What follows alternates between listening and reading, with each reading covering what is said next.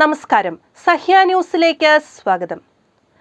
മലബാറിലെ യാത്രക്കാരുടെ തിരക്ക് കുറയ്ക്കാനായി പുതിയതായി വന്ന ഷൊർണൂർ കണ്ണൂർ സ്പെഷ്യൽ തീവണ്ടി തിരക്ക് കൂടുതലുള്ള ദിവസങ്ങളില്ലാത്തത് ദുരിതമാകുന്നു.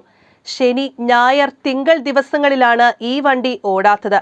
ശനിയും തിങ്കളുമാണ് യാത്രക്കാരുടെ തിരക്ക് ഏറ്റവും അധികമുള്ളത്.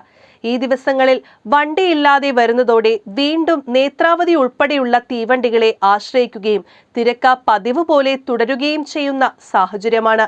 Shoranur Kannur unreserved special express വൈകിട്ട് 3:40 ഷൊർണൂരിൽ നിന്ന് പുറപ്പെടുന്നത്. 11 സ്റ്റേഷനുകളിൽ നിർത്തും. വൈകിട്ട് 5:30 കോഴിക്കോട്ടും 7:40 കണ്ണൂരും എത്തുന്ന രീതിയിലാണ് ക്രമീകരിച്ചിട്ടുള്ളത്. കണ്ണൂർ ഷൊർണൂർ തീവണ്ടി രാവിലെ 8:10 കണ്ണൂരിൽ നിന്ന് തുടങ്ങി ഉച്ചയ്ക്ക് 12:30 ഷൊർണൂരിലെത്തുന്ന രീതിയിലാണ് ക്രമീകരണം.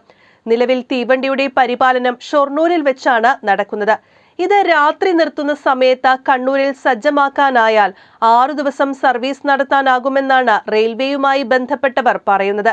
നേരത്തെ നേത്രാവതി എക്സ്പ്രസിലെ റിസർവ്ഡ് കോച്ചുകളിൽ ജനറൽ ടിക്കറ്റ് എടുത്ത യാത്രക്കാർ കയറുന്നത് മൂലം പരാതികൾ ഉണ്ടായിരുന്നു.